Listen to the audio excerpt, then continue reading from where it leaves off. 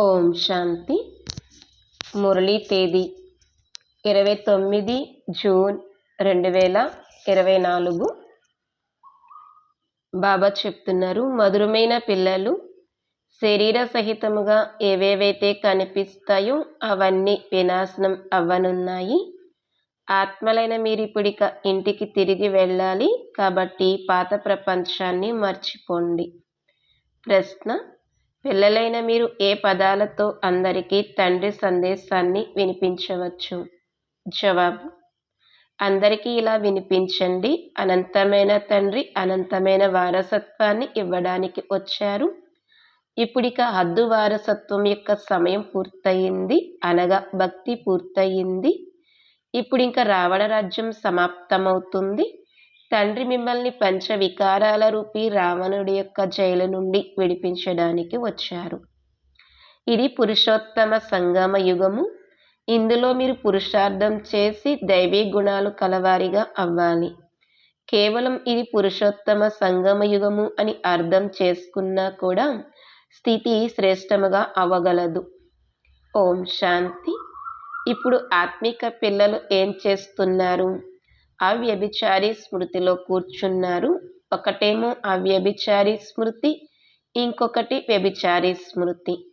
అవ్యభిచారి స్మృతి లేక అవ్యభిచారి భక్తి ఎప్పుడైతే మొదట ప్రారంభమవుతుందో అప్పుడు అందరూ శివుని పూజనే చేస్తారు.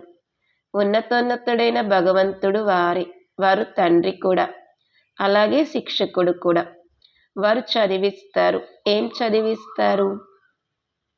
మనుష్యుల నుండి దేవతలుగా తయారు చేస్తారు. దేవతల నుండి మనుషులుగా అవడానికి పిల్లలైన మీకు 84 జన్మలు పట్టింది. మళ్ళీ మనుష్యుల నుండి దేవతలుగా అవ్వడానికి ఒక్క క్షణం పడుతుంది. తాము తండ్రి స్మృతిలో కూర్చున్నాము అని పిల్లలకు తెలుసు.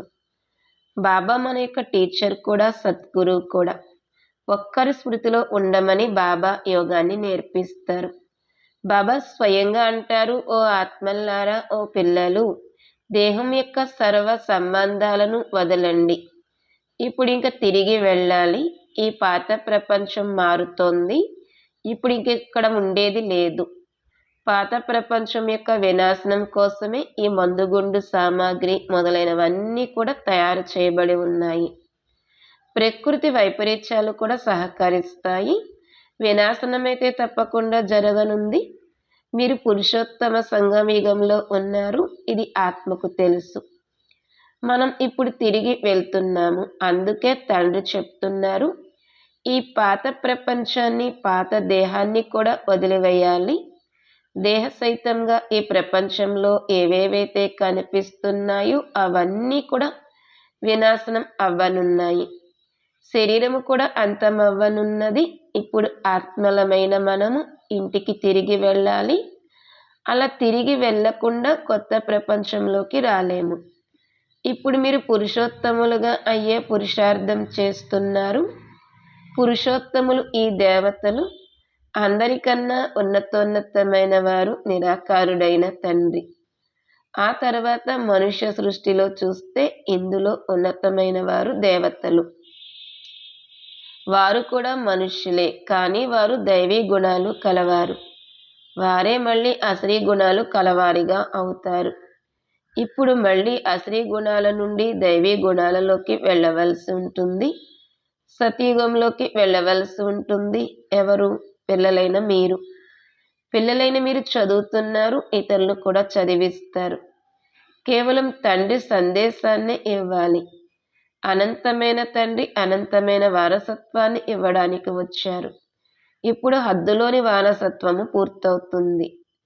పంచ వికారాల రూపీ రావణుడి జైల్లో మనుష్యులందరూ ఉన్నారని తండ్రి అర్థం చేయించారు. అందరూ దుఃఖమునే తీసుకుంటూ ఉంటారు. ఎండిన రొట్టె లభిస్తుంది. తండ్రి వచ్చి అందరినీ రావణుడి జైలు నుండి విడిపించి సదా సుఖవంతులుగా తయారు చేస్తారు. తండ్రి తప్ప ఇంకెవ్వరూ మనుష్యులను దేవతలుగా తయారు చేయలేరు. మీరిక్కడ మనుష్యుల నుండి దేవతలుగా అయ్యేందుకని కూర్చున్నారు. ఇప్పుడు ఇది కలియుగము. ఇప్పుడు ఎన్నో ధర్మాలు తయారయ్యాయి. పిల్లలైన మీకు రచయిత మరియు రచనల యొక్క పరిచయాన్ని స్వయంగా తండ్రి కూర్చుని ఇస్తారు. మీరు కేవలం ఈశ్వరుడు, పరమాత్మ అని అనేవారు. వారు తండ్రి కూడా, టీచర్ కూడా మరియు గురువు కూడా అని మీకు ఇంతకుముందు తెలియదు. వారిని సద్గురువు అని అంటారు. అకాల మూర్తి అని కూడా అంటారు. మిమ్మల్ని ఆత్మ మరియు జీవము అని అంటారు. ఆ అకాలమూర్తి ఈ శరీరము రూపీ సింహాసనంపై కూర్చున్నారు. వారు జన్మ తీసుకోరు. కావున ఆ అకాలమూర్తి అయిన తండ్రి పిల్లలకు ఈ విధంగా అర్థం చేయిస్తున్నారు. నాకు నాదంటూ రథము లేదు. మరి నేను పిల్లలైన మిమ్మల్ని పావనంగా ఎలా తయారు చేయాలి? నాకు రథము కావాలి కదా. అకాలమూర్తికి కూడా సింహాసనమైతే కావాలి. అకాల సింహాసనము మానవునిదే ఉంటుంది, అంతేకాని ఇంకెవరిది కాదు. మీలోని ప్రతి ఒక్కరికి సింహాసనం కావాలి. అకాలమూర్తి అయిన ఆత్మ ఇక్కడ విరాజమానమై ఉంది. వారు అందరికీ తండ్రి. వారిని మహాకాలుడు అని అంటారు. వారు పునర్జన్మల్లోనికి రారు. ఆత్మలైన మీరు పునర్జన్మల్లోకి వస్తారు. నేను కల్పం యొక్క సంగమయుగంలో వస్తాను. భక్తిని రాత్రి అని, జ్ఞానాన్ని పగలు అని అంటారు. ఇది పక్కాగా గుర్తుంచుకోండి. ముఖ్యమైన విషయాలు రెండే, అలఫ్ మరియు బే, అనగా తండ్రి మరియు రాజ్యాధికారము. తండ్రి వచ్చి రాజ్యాధికారాన్ని ఇస్తారు మరియు రాజ్యాధికారము కోసము చదివిస్తారు. అందుకే దీనిని పాఠశాల అని కూడా అంటారు. భగవాన్ వాచ, భగవంతుడు నిరాకారుడు. వారికి కూడా పాత్ర ఉండాలి. వారు ఉన్నతోన్నతుడైన భగవంతుడు. వారిని అందరూ స్మృతి చేస్తారు. భక్తి మార్గంలో స్మృతి చేయని మనుష్యులంటూ ఎవ్వరూ ఉండరు. అందరూ హృదయపూర్వకంగా ఓ భగవంతుడా, ఓ ముక్తి ప్రదాత, ఓ గాడ్ ఫాదర్ అని పిలుస్తూ ఉంటారు. ఎందుకంటే వారు సర్వాత్మలకు తండ్రి. వారు తప్పకుండా అనంతమైన సుఖమునే ఇస్తారు. హద్దులోని తండ్రి హద్దులోని సుఖాన్ని ఇస్తారు. ఇది ఎవరికీ తెలియదు. ఇప్పుడు తండ్రి వచ్చారు. వారు ఏం చెప్తున్నారు అంటే, పిల్లలు ఇతర సాంగత్యాలను తెంచి తండ్రినైన నన్నొక్కరినే స్మృతి చేయండి. దేవీ దేవతలైన మీరు కొత్త ప్రపంచంలో ఉంటారని కూడా తండ్రే తెలియజేశారు. అక్కడైతే అపారమైన సుఖం ఉంటుంది. ఆ సుఖాల అంతాన్ని ఎవ్వరూ పొందలేరు. కొత్త ఇంటిలో ఎల్లప్పుడూ సుఖమే ఉంటుంది. పాత ఇంటిలో దుఃఖం ఉంటుంది. అందుకే తండ్రి పిల్లల కోసం కొత్త ఇంటిని నిర్మిస్తారు. పిల్లల బుద్ధియోగము కొత్త ఇంటి వైపుకు వెళ్ళిపోతుంది. ఇది హద్దులోని విషయము. ఇప్పుడైతే అనంతమైన తండ్రి కొత్త ప్రపంచాన్ని తయారు చేస్తున్నారు. పాత ప్రపంచంలో ఏదైతే చూస్తున్నారో అదంతా శ్మశాన యోగ్యముగా అవ్వనుంది. ఇప్పుడు ఇంకా స్వర్గస్థాపన జరుగుతోంది. మీరు సంగమయుగంలో ఉన్నారు. మీరు కలియుగం వైపు చూడగలరు, అలాగే సత్యయుగం వైపు కూడా చూడగలరు. మీరు సంగమయుగంలో సాక్షిగా చూస్తారు. ప్రదర్శనలోకి లేక మ్యూజియంలోకి వచ్చినప్పుడు అక్కడ కూడా మీరు వచ్చిన వారిని సంగమయుగం చిత్రం ముందు నిల్చోబెట్టండి. ఇటువైపు కలియుగము, అటువైపు సత్యయుగము. మనం మధ్యలో ఉన్నాము. తండ్రి కొత్త ప్రపంచాన్ని స్థాపిస్తున్నారు. అక్కడ చాలా కొద్ది మంది మనుషులే ఉంటారు. ఇంకేం ధర్మం వారు అక్కడ రారు. కేవలం మీరే మొట్టమొదట వస్తారు. ఇప్పుడు మీరు స్వర్గంలోకి వెళ్లేందుకు పురుషార్థం చేస్తున్నారు. పావనంగా అయ్యేందుకే నన్ను ఓ బాబా, మమ్మల్ని పావనంగా తయారు చేసి పావన ప్రపంచంలోకి తీసుకువెళ్ళండి అని పిలిచారు. శాంతిధామంలోకి తీసుకువెళ్ళండి అని పిలవరు. పరంధామాన్ని స్వీట్ హోమ్ అని అంటారు. ఇప్పుడిక మనం ఇంటికి వెళ్ళాలి. దానిని ముక్తిధామము అని అంటారు. దానికోసమే సన్యాసులు మొదలైన వారు శిక్షణను ఇస్తారు. వారు సుఖధామం యొక్క జ్ఞానాన్ని ఇవ్వలేరు. వారు నివృత్తి మార్గానికి చెందినవారు. ఏ ధర్మాలు ఎప్పుడెప్పుడు వస్తాయి అనేది పిల్లలైన మీకు అర్థం చేయించటం జరిగింది. మనుష్య సృష్టి రూపీ వృక్షంలో మొట్టమొదటి పునాది మీదే. బీజమును వృక్షపతి అని అంటారు. తండ్రి అంటారు, వృక్షపతినైనా నేను పైన నివసిస్తాను. ఎప్పుడైతే వృక్షం పూర్తిగా శిథిలావస్థకు చేరుకుంటుందో అప్పుడు నేను దేవతా ధర్మాన్ని స్థాపన చేయడానికి వస్తాను. మర్రి వృక్షం చాలా అద్భుతమైన వృక్షము. కాండం లేకుండా మిగిలిన వృక్షమంతా నిలబడి ఉంది. ఈ అనంతమైన వృక్షంలో కూడా ఆది సనాతన దేవీ దేవతా ధర్మం లేదు, కానీ మిగిలిన ధర్మాలన్నీ ఉన్నాయి. మీరు మూలవతన నివాసులుగా ఉండేవారు. పాత్రను అభినయించడానికి ఇక్కడకు వచ్చారు. పిల్లలైన మీరు ఆల్రౌండ్ పాత్రను అభినయిస్తారు. అందుకే ఎక్కువలో ఎక్కువ 84 జన్మలు తీసుకుంటారు. మళ్ళీ తక్కువలో తక్కువ ఒక్క జన్మ ఉంటుంది. కానీ మనుషులేమో 84 లక్షల జన్మలు అని అనేస్తారు. అవి కూడా ఎవరికి ఉంటాయి అనేది కూడా అర్థం చేసుకోలేకపోతారు. తండ్రి వచ్చి మీరు 84 జన్మలు తీసుకుంటారు అని మీకు అర్థం చేయిస్తారు. మొట్టమొదట మీరు నా నుండి విడిపోతారు. సత్యుగి దేవతలే మొదట ఉంటారు. ఎప్పుడైతే ఆ ఆత్మలు ఇక్కడ పాత్రను అభినయిస్తారో అప్పుడు మిగిలిన ఆత్మలందరూ ఎక్కడికి వెళ్ళిపోతారు? ఇది కూడా మీకు తెలుసు, మిగిలిన ఆత్మలన్నీ శాంతిధామంలో ఉంటాయి అని. కాబట్టి శాంతిధామం వేరైనట్లే కదా. ఇకపోతే ప్రపంచమైతే ఇదే. పాత్రని ఇక్కడ అభినయిస్తారు. కొత్త ప్రపంచంలో సుఖము యొక్క పాత్రను, పాత ప్రపంచంలో దుఃఖము యొక్క పాత్రను అభినయించవలసి ఉంటుంది. ఇది సుఖ దుఃఖాల ఆట. అది రామరాజ్యము. ప్రపంచంలోని మనుషులెవ్వరికీ ఈ సృష్టి చక్రం ఎలా తిరుగుతుంది అనేది తెలియదు. వారికి రచయితను గురించి కానీ లేక రచన యొక్క ఆది మధ్యాంతాల గురించి కానీ తెలియదు. జ్ఞానసాగరుడు అని ఒక్క తండ్రినే అంటారు. రచయిత మరియు రచనల ఆది మధ్యాంతాల జ్ఞానము ఇంకే శాస్త్రంలోనూ లేదు. నేను మీకు అది వినిపిస్తాను, తర్వాత అది కనుమరుగైపోతుంది. సతయుగంలో ఇది ఉండదు. భారతదేశం యొక్క ప్రాచీనమైన సహజ రాజయోగమే మహిమ చేయబడింది. గీతలో కూడా రాజయోగము అన్న మాట వస్తుంది. తండ్రి మీకు రాజయోగాన్ని నేర్పించి రాజ్య వారసత్వాన్ని ఇస్తారు. ఇకపోతే రచన నుండైతే వారసత్వము లభించదు. రచయితైన తండ్రి నుండే వారసత్వము లభిస్తుంది. మనుషులు ప్రతి ఒక్కరూ రచయితే. వారు పిల్లలను రచిస్తారు. వారు హద్దులోని బ్రహ్మ, వీరు అనంతమైన బ్రహ్మ. వీరు నిరాకార ఆత్మలకు తండ్రి, వారు లౌకిక తండ్రి. అలాగే వీరు ప్రజాపిత. ప్రజాపిత ఎప్పుడు ఉండాలి? సత్యయుగంలోనా? కాదు కదా. పురుషోత్తమ సంగమయుగంలో ఉండాలి. సత్యయుగం ఎప్పుడు ఉంటుందో కూడా మనుషులకు తెలియదు. వారైతే సత్యయుగము, కలియుగము మొదలైన వాటికి లక్షల సంవత్సరాలు చూపించారు. ఒక్కొక్క యుగము 1250 సంవత్సరాలు ఉంటుంది అని తండ్రి అర్థం చేయించారు.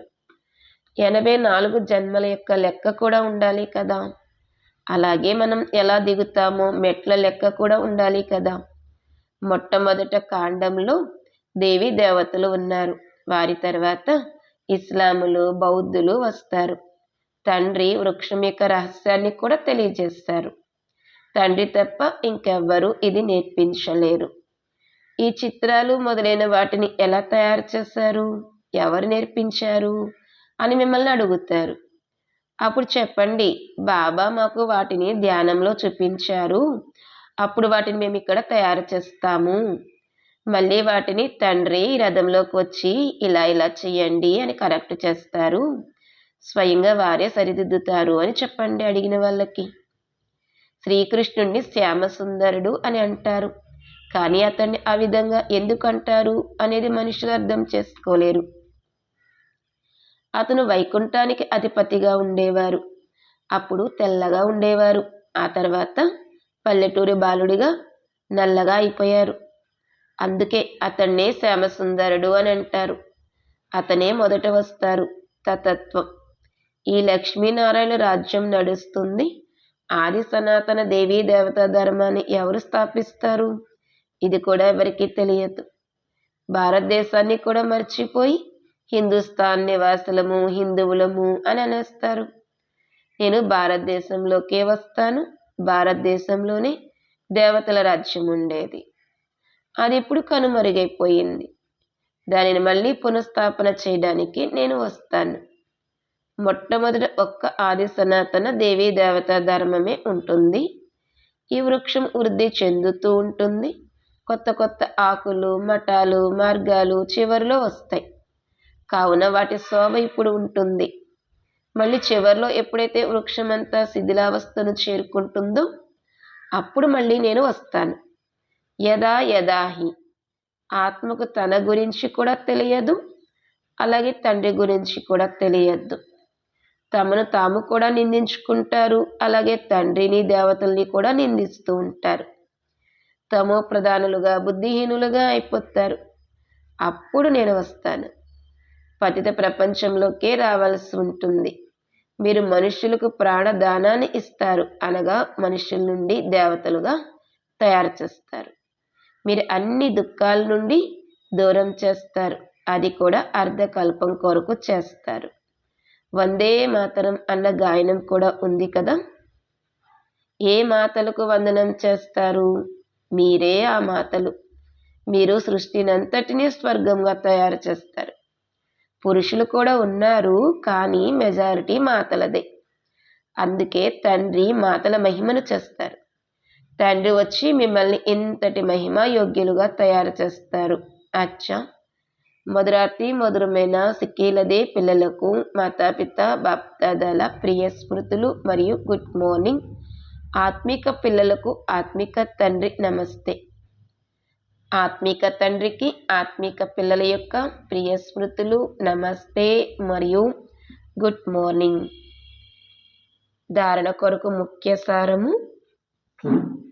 మొదటి పాయింట్, అపారమైన సుఖాల ప్రపంచంలోకి వెళ్ళేందుకు సంగమయుగంలో నిలబడాలి.